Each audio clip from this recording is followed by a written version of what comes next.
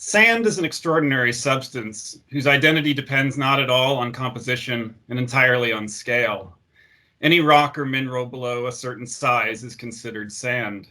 And it's the idea that a single grain of this substance that is defined purely by scale can induce a sense of wonder at scale, wonder at our smallness relative to the world, globe, or universe, such that we are akin to sands in it, and therefore must ask ourselves what worlds or universes might also exist in sand, at the scale of sand, that tends to inform most modern invocations of Blake's call in 1803 in the opening line of Auguries of Innocence to see a world in a grain of sand.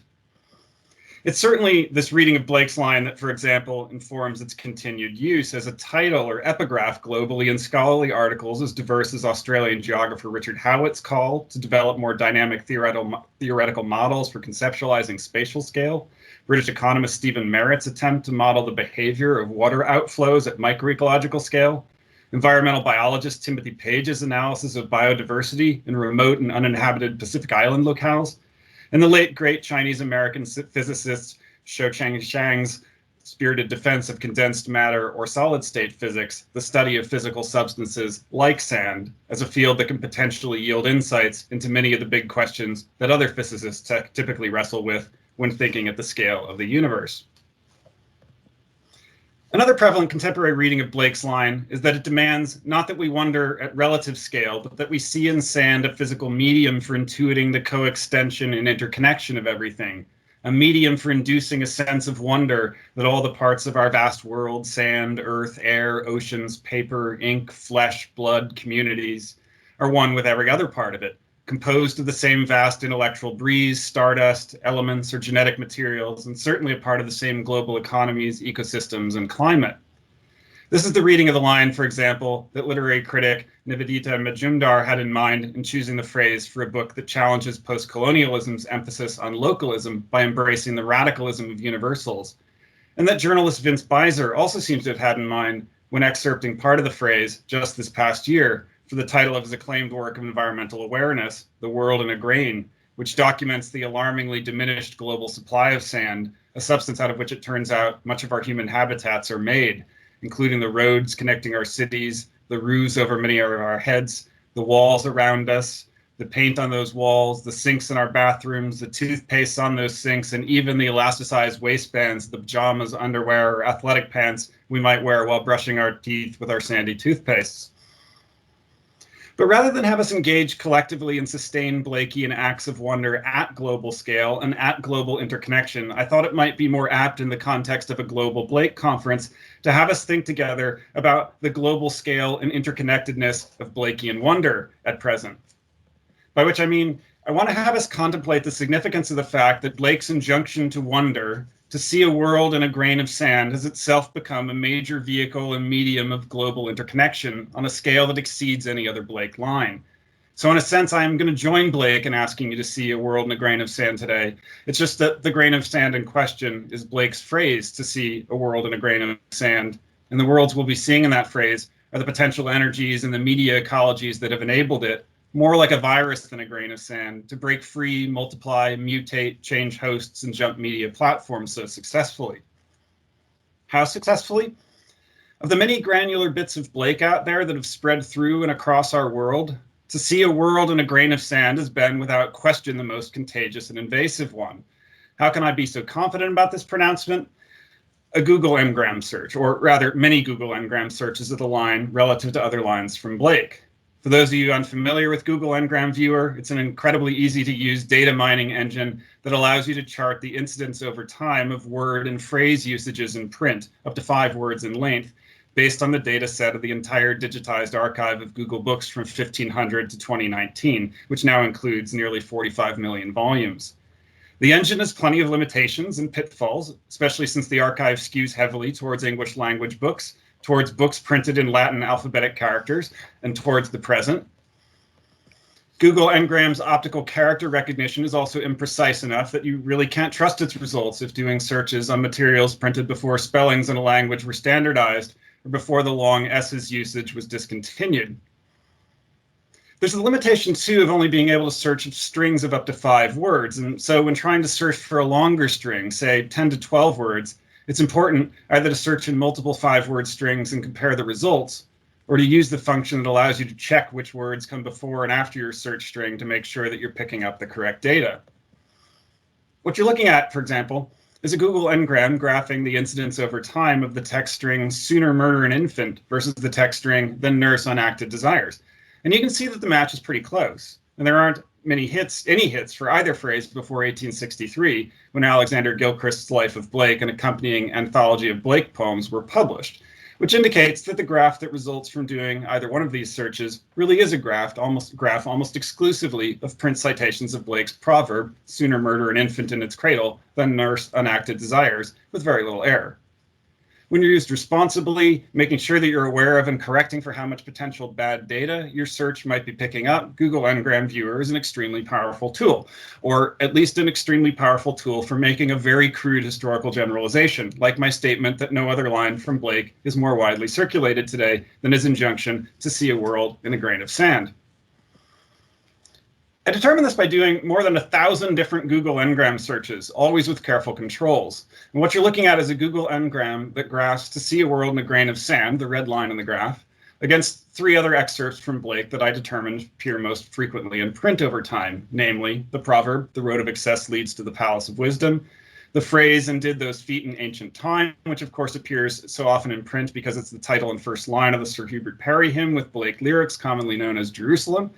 And finally, all are part of the couplet, "Tiger, tiger, burning bright in the forests of the night," from the Tiger.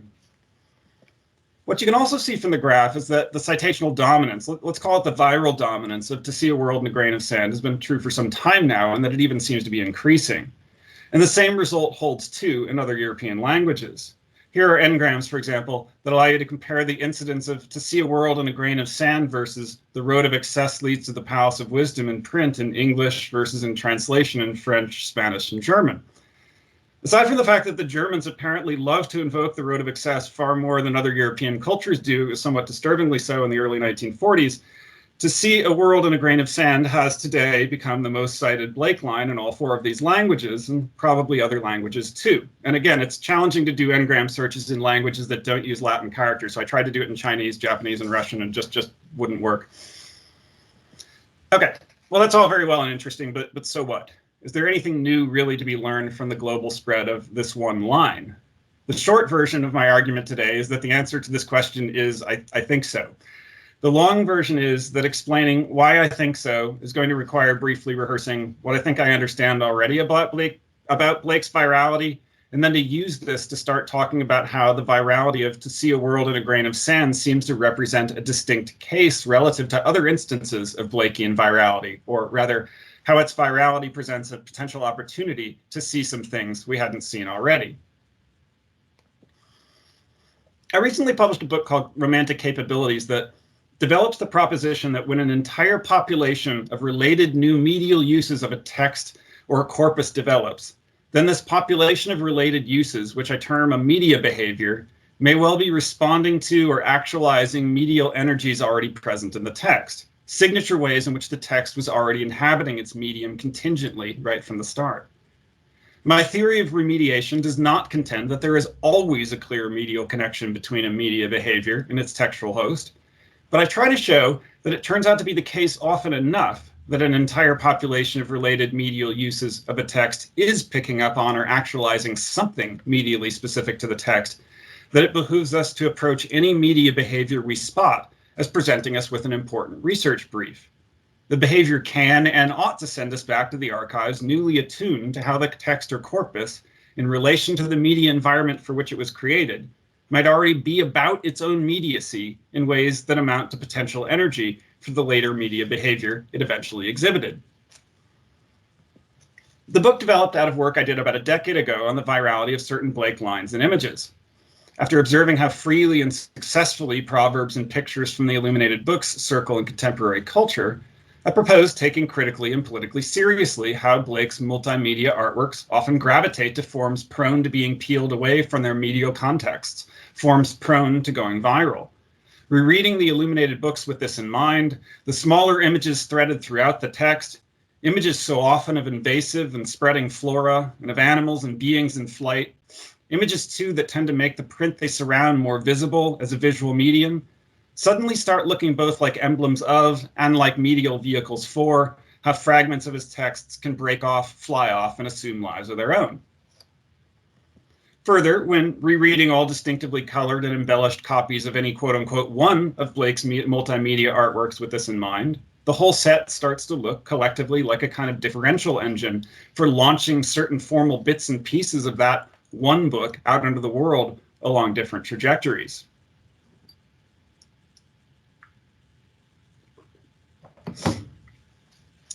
You could, I suppose, propose that the same might be said of any publication that reaches multiple readers and gets excerpted. But my point was that Blake's multimedia art form leans into or exacerbates the general potential for any artwork to break out into a riot of tongues, and for any textual forms to inhabit their medium contingently, which is to say, to inhabit their medium only temporarily. And that insight sent me back to the archives, trying to ascertain what the significance would have been of an artwork that carried this kind of viral potential, actualized or not, intended or not, when it was produced. My conclusion, based on the study of the proverb form, especially as it relates to ideas of the law and to late 18th century ideas of beauty, was that the potential virality of Blake's proverbs and pictures amounts to another way that the illuminated books were poised to challenge regulatory codes of church and state. Paradoxically, I claimed Blake's proverbs and pictures carry potential to deregulate by overregulating, and thus to become more radical as the scale of their reach expands. Their ambiguities instrumentalize the differences in regulatory desire across individuals, thereby turning every single one of their readers and recirculators into a medium for further differentiating a population. In that sense, his proverbs and pictures both exacerbate and help to reveal what Blake has always claimed is right there before us, the infinitude of the world as it is.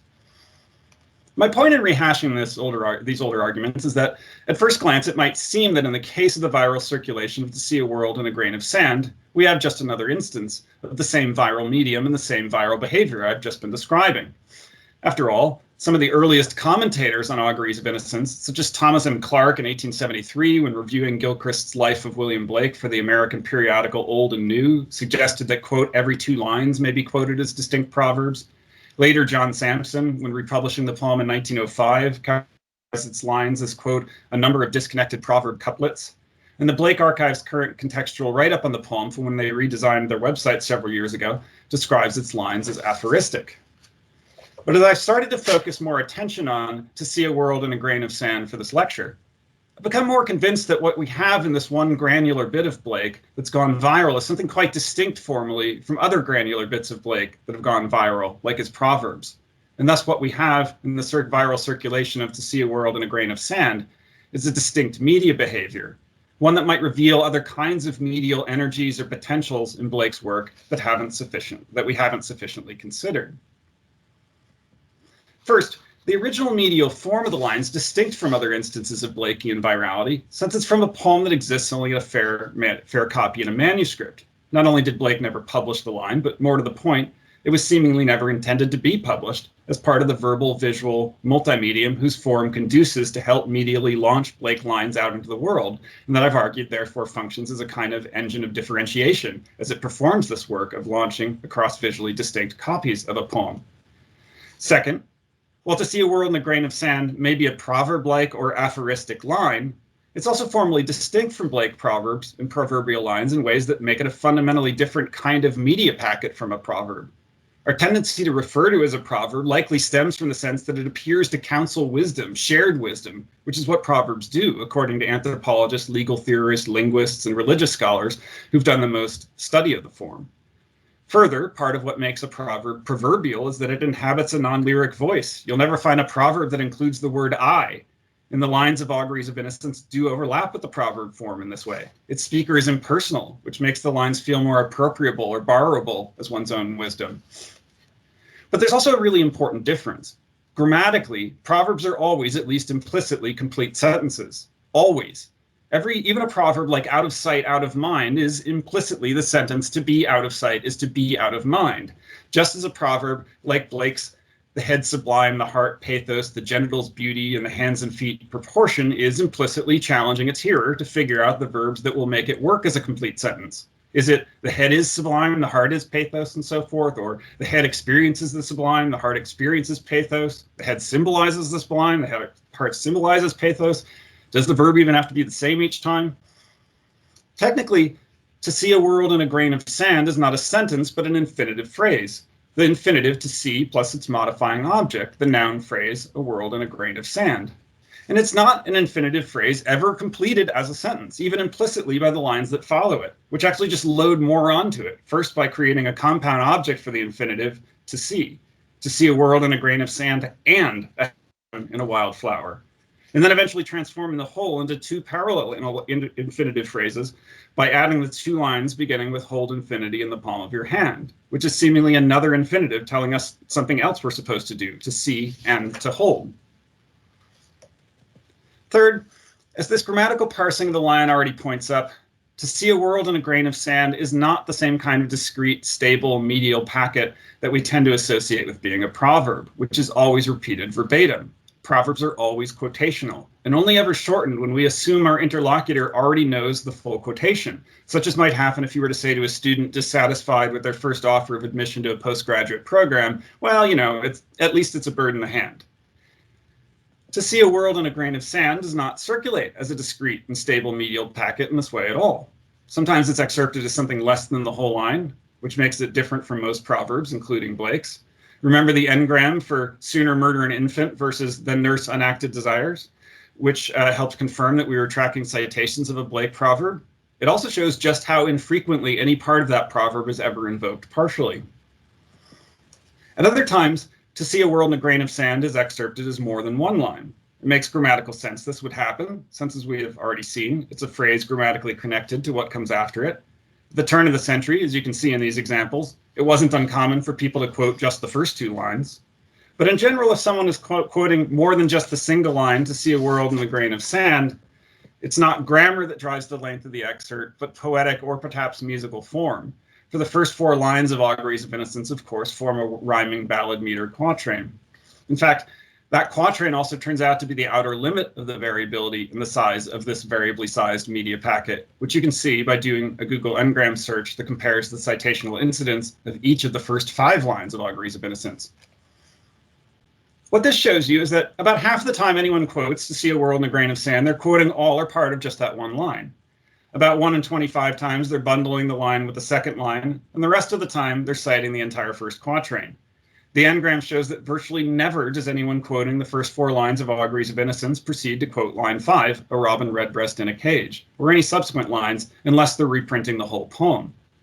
Some of these subsequent lines do get quoted by themselves. Been able to track that a robin redbreast in a cage puts all heaven in a rage, for example, had a fair amount of life as a proverb over time between 1880 and 1950. And Stephen Eisman's William Blake and the Age of Aquarius highlights a few instances of its subsequent quotation in countercultural contexts in the late 1960s.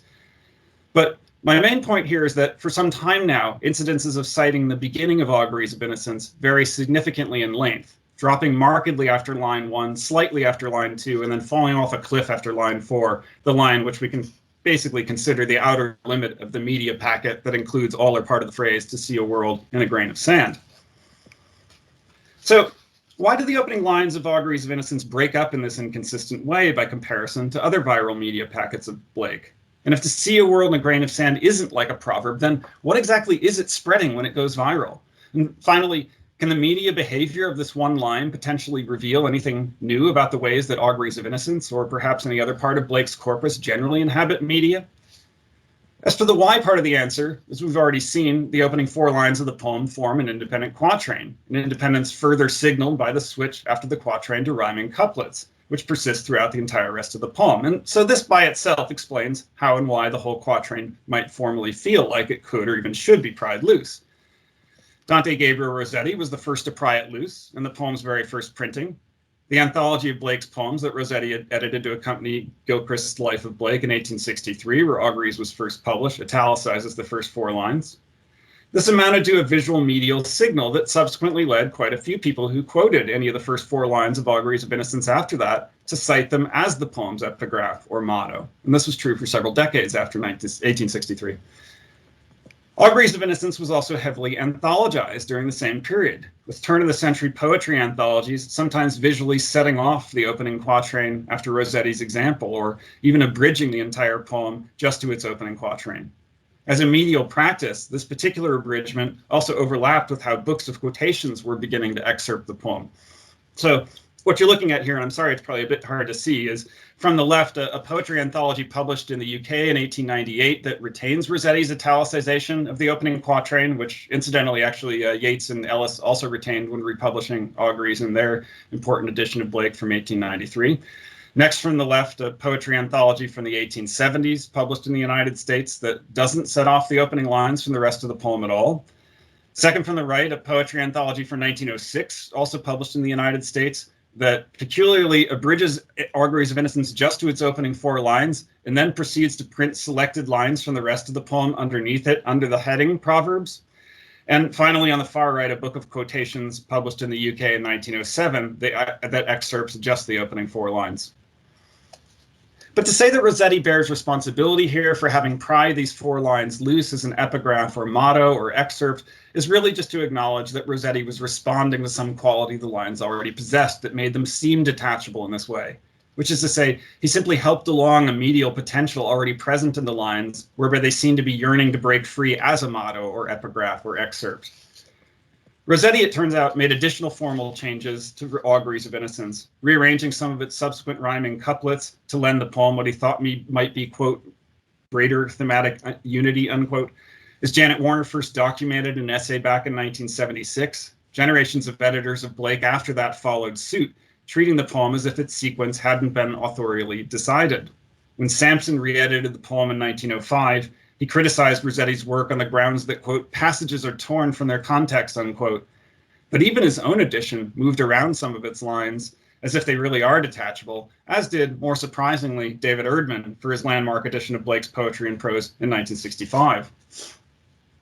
Warner and other critics since have debated whether Auguries of Innocence, in its original sequence, follows a coherent progression of some kind that lends it a unity, but the debate itself, I would argue, just registers, once again, that there's something about how Auguries of Innocence inhabits its poetic forms more generally that gives the poem the potential medial energy to feel that it might be acceptable or even encouraged to rearrange its pieces. Indeed, in the case of the opening 4 lines, that makes even single lines of the poem feel excerptable as an epigraph or motto. In fact, in identifying what makes the viral media behavior of To See a World in a Grain of Sand distinct from other lines of Blake, one thing that stands out is just how often the line by itself is lifted free as a motto or as an epigraph by other people for their own writings, especially scholarly and journalistic research publications, often even getting incorporated right into the title of the work itself. This kind of citation really is distinct from how the proverbs circulate. Don't get me wrong. It's not that Blake's proverbs aren't ever cited as mottos or epigraphs or titles, or that when they are, they don't ever show up in serious intellectual contexts, appearing only in frivolous places like Modern Drunkard magazine. But no other line of Blake is even close to matching To See a World in a Grain of Sand as an epigraph or title for serious research on subjects other than Blake. By my own count, there are over 100 academic publications in the past 20 years alone that employ the line as either their title, subtitle, or epigraph, and that doesn't include all the journalistic research publications that do the same. And Marc Glissier, in his paper just a moment ago, gave a bit of a lineage for this, specifically in the New Physics, and had an even bigger number for times that he'd seen it show up. As for the question of what the line To See a World in a Grain of Sand spreads, I would propose that one reason that it spreads differently from Blake proverbs, serving as a motto or epigraph or title for so much research, is that, unlike a proverb, its wisdom isn't clearly situational, and in turn isn't strictly operational by analogy. Proverbs work to regulate certain situations by way of analogy. You're not actually a rolling stone, and you don't actually gather moss if you stop rolling, just as you've usually not just caught a worm when someone praises you for being an early bird. And as I've documented elsewhere, it's the openness and instability of the analogical process involved in citing any proverb that Blake's proverbs strategically exacerbate. To See a World in a Grain of Sand, however, can be, and often is, interpreted as a literal command. Xiaocheng Jiang's Solid State Physics and Vince Beiser's Environmental Writing About Sand both prove this point, and Mark's talk sort of highlighted that too. And even when citing the line is not literally telling someone to look at a grain of sand, it's typically asking for something not very far off.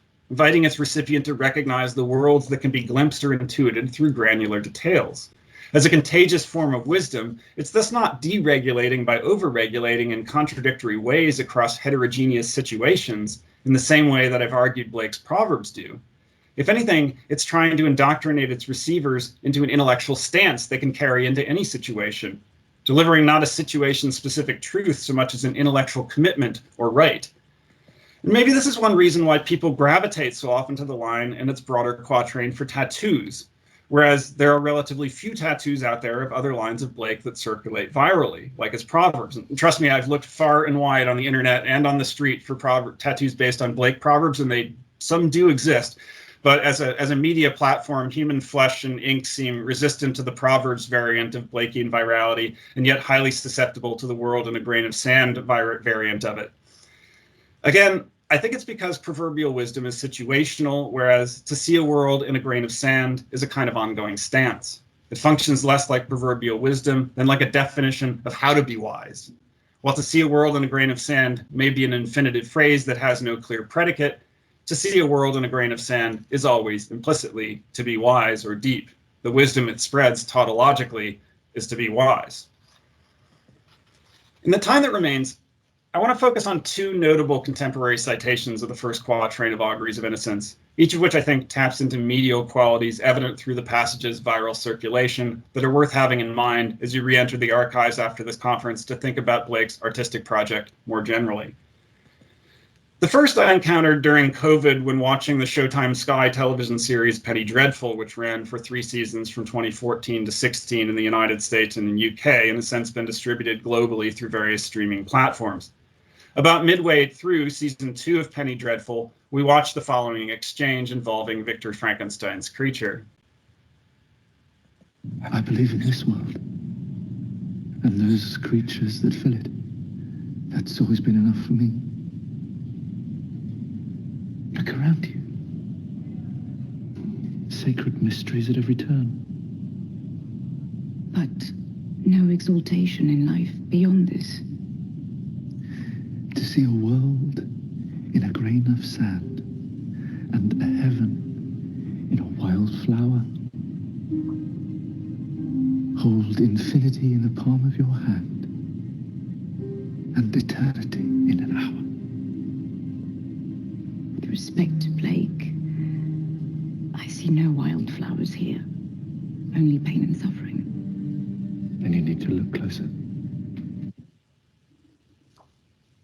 After Camilla trotting out Gordon Giltrap to play early, I really am regretting not having tried to bring in Rory Kinnear and Ava Green to play this role in person with these lines. But as an interpretation of Blake, there's nothing terribly interesting about this citation, nor is it an especially revelatory narrative moment in Penny Dreadful. The citation's really kind of a cliche to establish the creature's humanity by highlighting his spiritual commitment to and wonder at the world.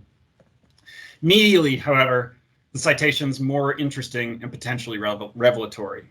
Penny Dreadful, as perhaps you already know, is a crossover fiction. That is, an adaptation in which characters from multiple well-known fictions live in the same fictional universe.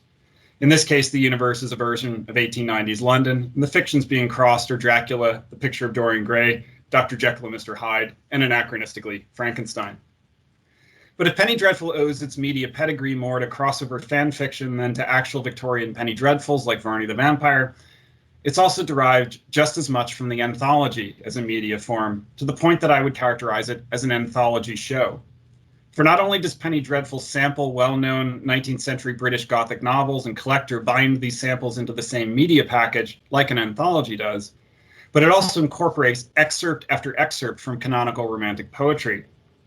In addition to the recited passage from Auguries of Innocence that I just played for you, characters quote pieces of everything from Keats's Ode to a Nightingale, Wordsworth's lines written in early spring, and Shelley's Alaster, to Coleridge's Rime of the Ancient Mariner, Gottfried August Berger's Lenore, and John Clare's I Am. The entire series ends with the recitation of an extended elegiac excerpt from some of the more famous bits from Wordsworth's Intimations Ode, and that's just a short list. Many of these poetic extracts are, like the opening quatrain of Auguries of Innocence, placed in the mouth of Frankenstein's creature, to the point that Penny Dreadful represents the creature as a kind of walking, talking anthology of romantic poetry.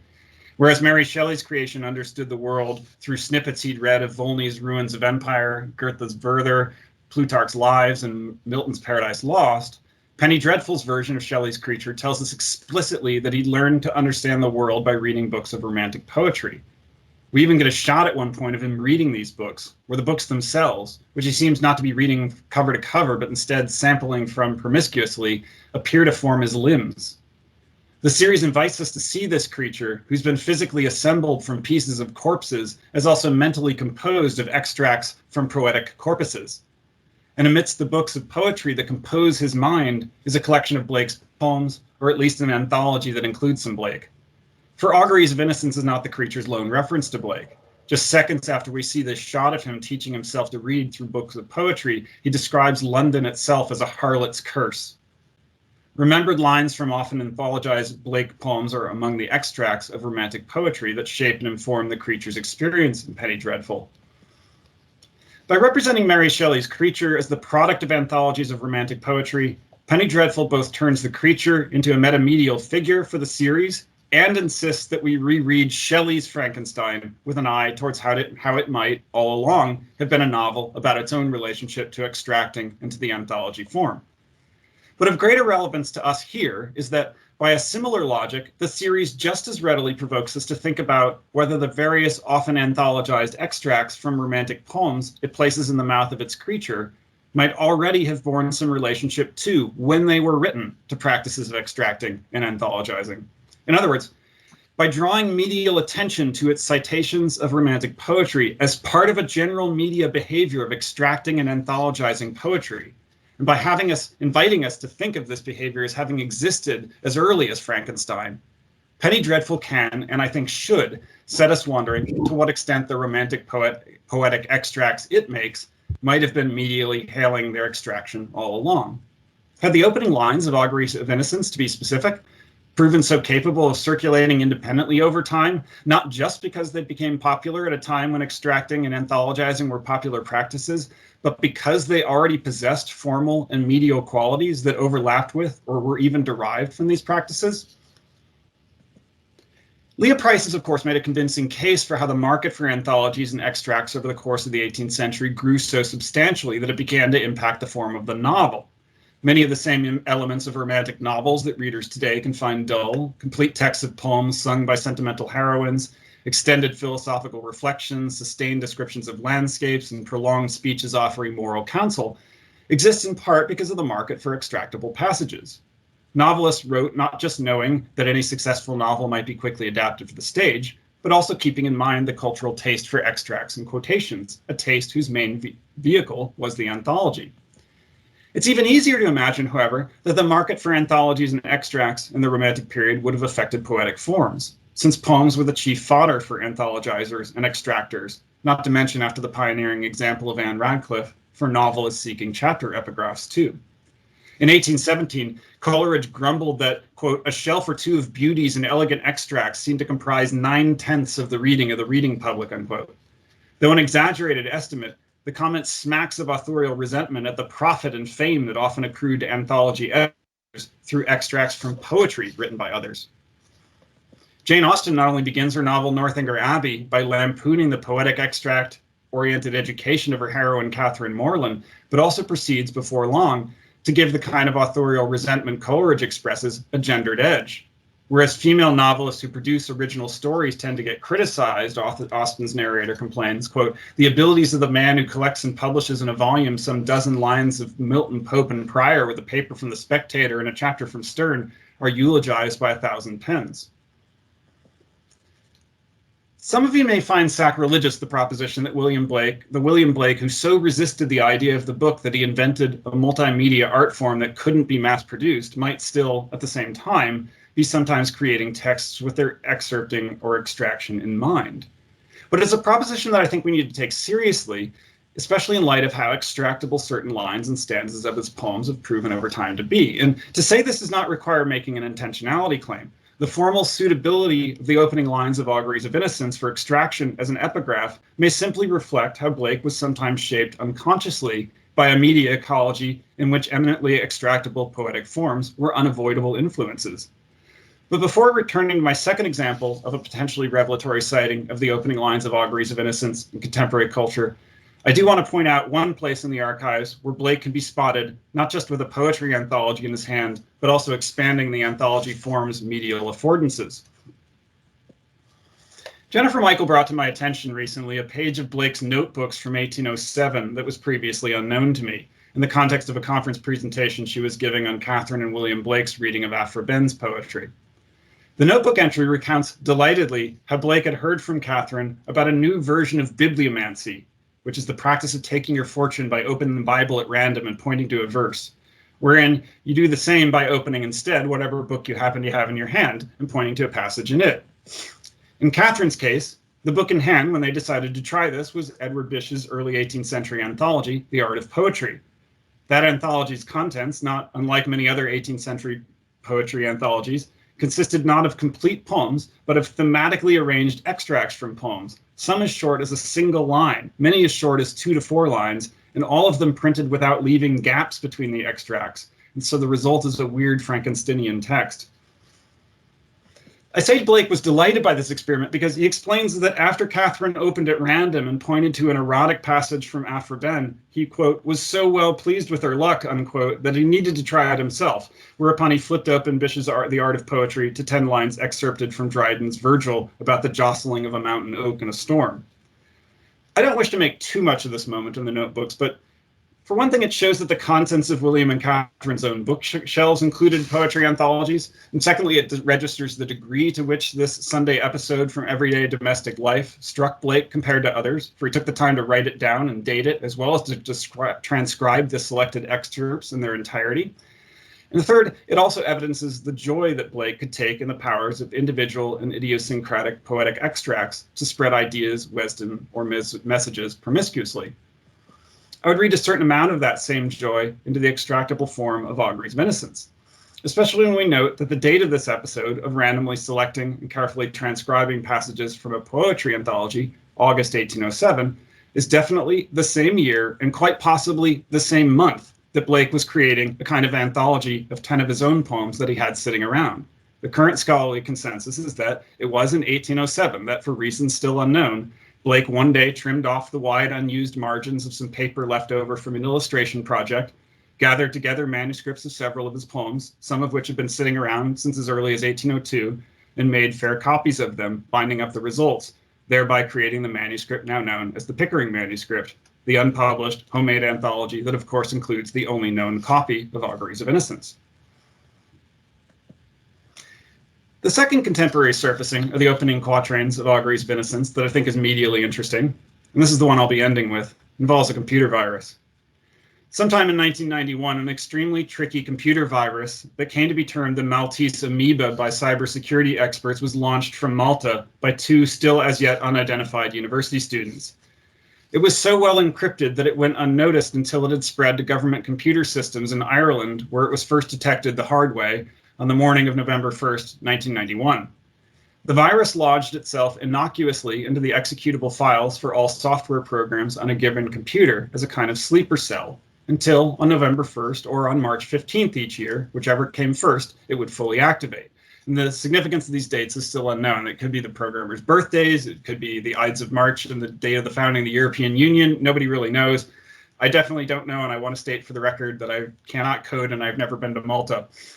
On the morning of March 15th and November 1st each year, the Maltese Amoeba would activate, overwriting the first sectors of any infected computer's hard and floppy drives, the sectors that boot the computer up, thereby causing the machine, upon booting, to hang permanently and to display just this.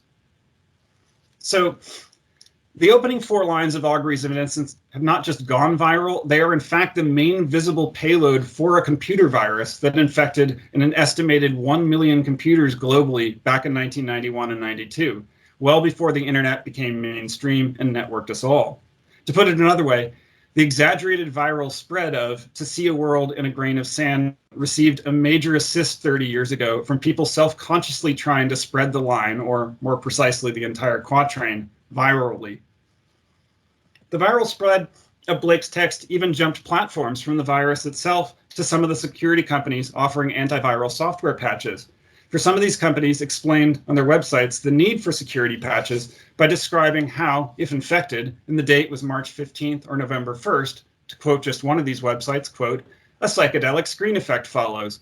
When the machine is powered up, a fragment of a poem, The Auguries of Innocence by William Blake, 1745 to 1827, appears on the screen and the machine hangs. One of the lines displayed is, quote, to see a world in a grain of sand, unquote.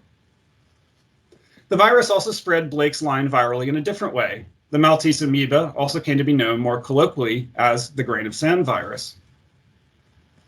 Well, there's no way to know exactly what these student programmers' intentions were or why they chose this particular excerpt.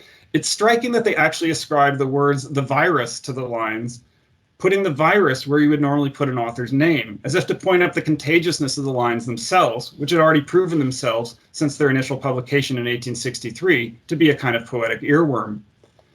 The Maltese amoeba may spread whatever wisdom or sense of wonder one takes to be the message of the first four lines of Blake's Auguries of Innocence, but it thus also implies that the author of these lines, unidentified in the virus's message, might approve of or share a common medial project with some young computer hackers looking to spread some infectious lines of code.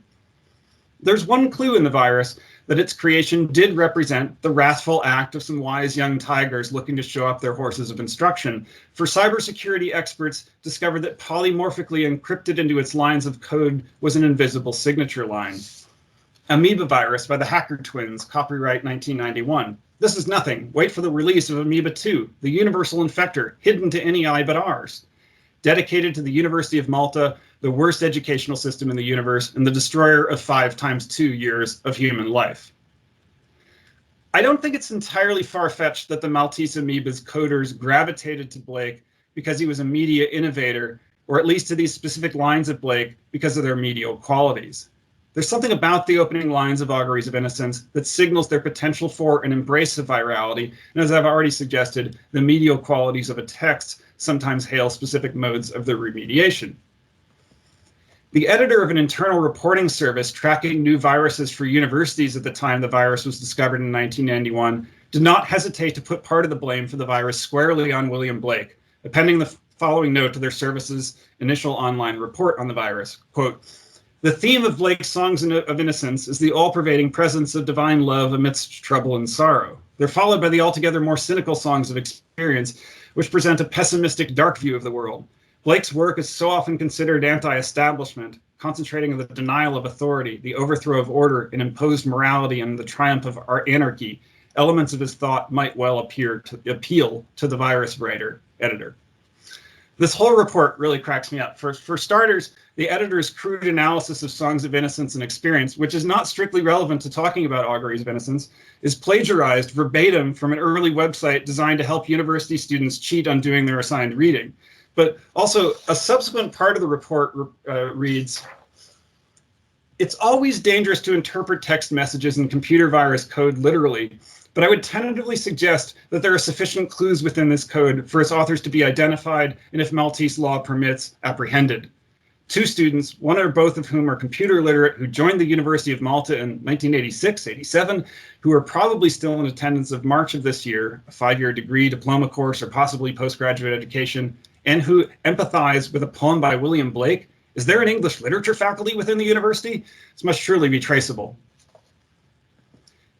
In closing, I'll add that anyone with an interest in how computers operate also knows that the semiconductors required to run their circuits, the screens required for them to display, and the fiber optic cables required to network them are also, all of them, made in part of sand. It's the diminishing supply of one particular sand in heavy use by computer manufacturers, silica sand or industrial sand, a $40+ billion industry globally, that's part of the reason that sand cartels and so-called sand mafias have developed in the various parts of the world, as described in Beisler's The World in a Grain. So, aside from prompting us to wonder at scale and coextension and at the viral spreads that media enable, the Maltese amoeba's viral payload also carries the potential to remind us that the variability to see and access other parts of the world through our devices occurs because of sand. Through this Microsoft Teams meeting, you are quite literally seeing the world in and because of grains of sand. And this is the kind of sideways insight made possible by the viral spread of a single excerpt from Blake that makes me want to return to the archives. For the act of communicating globally in the Romantic period also required sand, and one wonders if, when, and how people wrote about or represented this. To produce the manuscript fair copy of Auguries of Innocence, for example, Blake would have had to sand the loose weave paper he was reusing with pounce, colloquially known at the time as sand because a mixture of sand and ground cuttlefish bone, even before dipping his quill in ink. And afterwards, to blot his inky letters and lines, he would have had to dust them with fine sand too, this time ground sandstone or talc. He also may have set one of the sand timers designed especially for writers, visible here in one of his 1795 illustrations to Edward Young's Night Thoughts, which told you approximately how long to wait before you could safely sweep your blotting sand away without smudging the ink. Already back in 1803, in other words, the call to see a world in a grain of sand would perhaps have been an invitation for some to regard sand not just as a physical medium for wonder or for being wise, but as a wonderful media technology, essential for spreading information and wisdom globally in the age of writing. For the world ultimately to know the line, to see a world in a grain of sand, has required multiple medial assists from grains of sand, right from the moment it first jumped media platforms from mind to paper. Thanks.